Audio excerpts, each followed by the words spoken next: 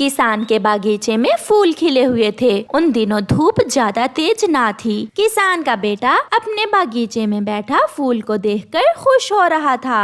फूल हो और तितली ना हो, ये कैसे हो सकता है? रानी तितली और उसकी सहेली सोनीता फूलों की खुशबू महसूस कर रही थीं। सोनीता, क्या जो खुशबू मैं महसूस कर रही हूँ आप भी कर रही हो?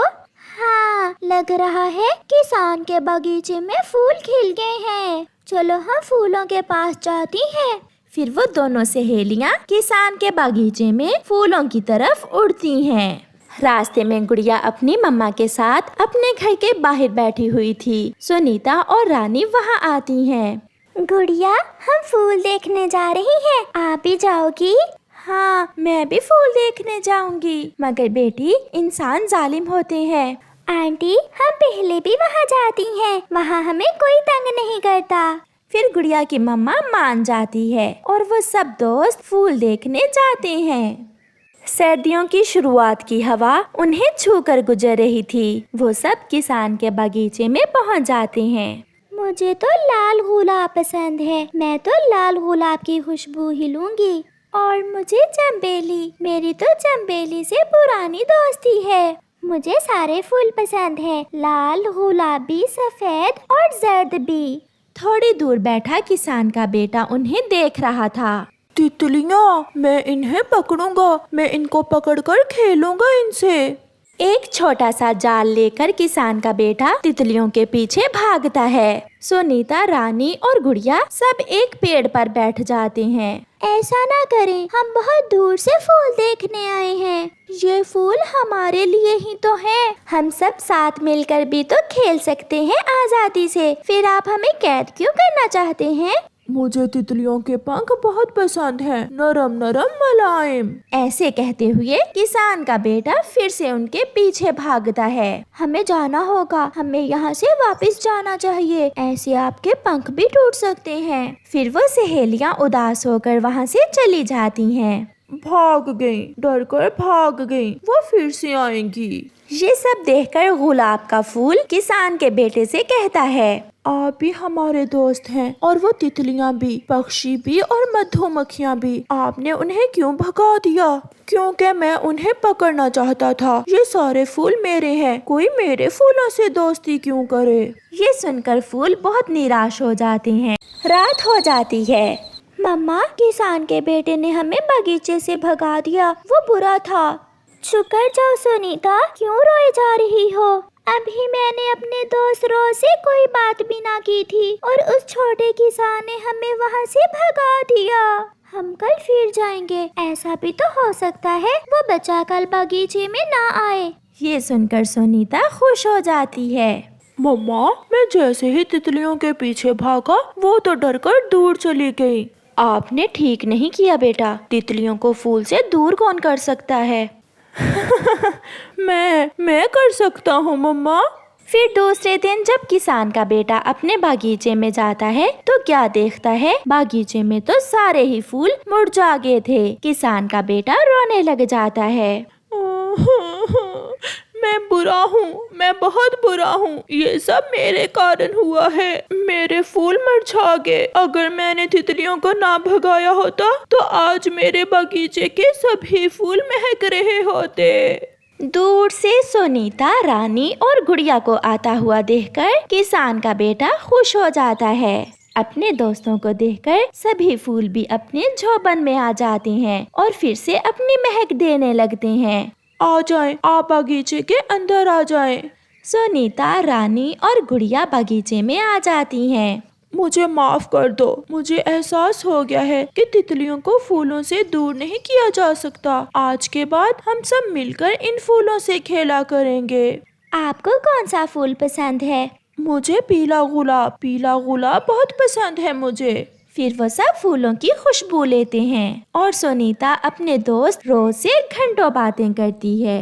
छोटे किसान, आज से आप ही हमारे दोस्त हैं, आप भी हर रोज यहाँ आया करना। मेरी खुशबू सबसे ज्यादा है। ये सुनकर सफेद गुलाब तुरंत बोलता है, मेरी खुशबू सबसे अच्छी है। चंबेली चुप कैसे रह सकती थी? मेरी महक से ही ये बगीचा महक रहा है, मगर हम सब एक दूसरे के बिना जी नहीं सकते। प्यारे दोस्तों, आपके घर में कौन कौन से फूल हैं? हमें कमेंट करके जरूर बताएं। छोटी चिड़िया एक पेड़ पर बैठी अपना मीठा फल खा रही थी जब वहाँ कौवा आ जाता है। चिड़िया, ये मीठा फल तुम मुझे दे दो, मेरी पत्नी को मीठा फल बहुत पसंद है। क्यों जी? अगर तुम्हारी पत्नी को मीठा फल पसंद है तो जंगल से ढूंढ लो। मैं अभी बताता हूँ तुम्हें। फिर कालू कौवा चिड़िया से वो मीठा फल छीन लेता है और चिड़िया को पेड़ से नीचे धक्का दे देता है। पेड़ के नीचे एक पुराना कुआं था। चिड़िया सीधी कुएं में जा गिरती है। जान छूट गई चिड़िया से। गोरी तो ये सुनकर बहुत खुश होगी। कव्वे, काले कव्वे, मुझे बाहर निकालो, तुमने मुझे कुएं में क्यों फेंक दिया है? मगर कालू कौवा तो वहाँ से भाग जाता है। गोरी, गोरी कहाँ हो? जल्दी आओ। आती हूँ पति जी, क्यों इतना शोर मचा रहे हो? लो, मीठा फल खाओ और सुनो, आज तुम्हारी सबसे बड़ी दुश्मन को मैंने खत्म कर दिया है। क्या क्या चिड़िया को मार दिया है तुमने कालू? हाँ, मैंने उसे ये मीठा फल छीनकर उसे पुराने कुएं में धक्का दे दिया है। बहुत अच्छा किया तुमने, वो चिड़िया मुझे बहुत बुरी लगती थी। छोटी चिड़िया कुएं में बैठी रो रही थी। उसे भूख भी लगी हुई थी। रोते रोते चिड़िया का ध्यान कुएं में एक लकड़ी के दरवाजे पर जाता है। कुएं के अंदर ये दरवाजा कैसा? इस दरवाजे के पीछे क्या है? कोई भूत या फिर कोई चुड़ैल? चिड़िया ऐसे उस दरवाजे को देख देख कर डर रही थी। फिर जब भूख बढ़ती है तो चिड़िया डरते डरते उस दरवाजे को खोलती है। सामने एक रास्ता था। चिड़िया दरवाजे के रास्ते कुएं से बाहर निकलती है और उसकी आंखें खुली की खुली रह जाती हैं। वहाँ तो तरह तरह के फल थे, फूल थे। थोड़ी दूर एक झरना भी था। ये तो कोई जादू की दुनिया है, इतने फल मैंने पहली बार देखे हैं। फिर चिड़िया एक पेड़ से फल तोड़कर खाती है। वो घूमने के लिए थोड़ी और आगे निकल जाती है। एक बड़ा सा महल देखकर चिड़िया को तो अपनी आंखों पर विश्वास ही नहीं हो रहा था। चिड़िया महल के बाहर जाकर झूले पर बैठ जाती है और उसी झूले पर सो जाती है। कालू, अब तक तो वो चिड़िया मर चुकी होगी या फिर कुएं में बैठी रो रही होगी। कल जाएंगे देखने। ऐसे गोरी और कालू बातें करते करते सो जाते हैं। सुबह हो जाती है। अच्छा ही हुआ कालू कव्वे जो तुमने मुझे इस कुएं में धक्का दे दिया। मैं तो इस जगह पर पूरी जिंदगी गुजार सकती हूँ। ये जगह कितनी सुंदर है, हर तरफ फूल ही फूल, फल ही फल। एक तितली उड़ती हुई चिड़िया के पास आती है। चिड़िया रानी, हम आपका स्वागत करती हैं, मगर आप इस जगह कैसे पहुँची? ये तो बहुत सीक्रेट जगह है। मुझे दुष्ट कौवे ने कुएं में धक्का दे दिया था और मैं यहाँ तक पहुँच गई। आप अच्छी चिड़िया हो, ये जगह आप जैसे ही अच्छे पक्षियों के लिए है।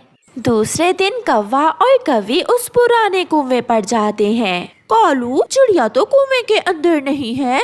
चिड़िया कहाँ हो? मर गई हो या जिंदा हो? मैं जिंदा हूँ और मैं यहाँ बहुत खुश हूँ। ये देखो मीठा फल, ये अंगूर, यहाँ बहुत कुछ है मेरे खाने के लिए।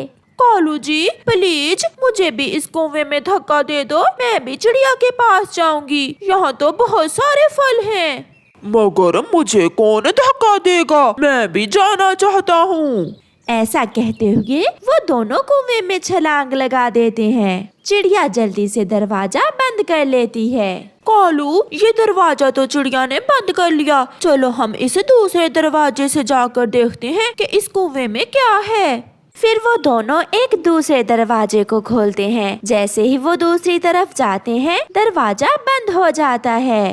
बचाओ, बचाओ, बचाओ। वहाँ बड़ी बड़ी चुड़ैलें देखकर गोरी और कालू की तो चीखें ही निकल जाती हैं। आ जाओ कौवे और कवि, मुझे लंबे समय से तुम्हारा ही इंतजार था। अब तुम सारी जिंदगी मेरे नौकर बनकर यहाँ रहोगे।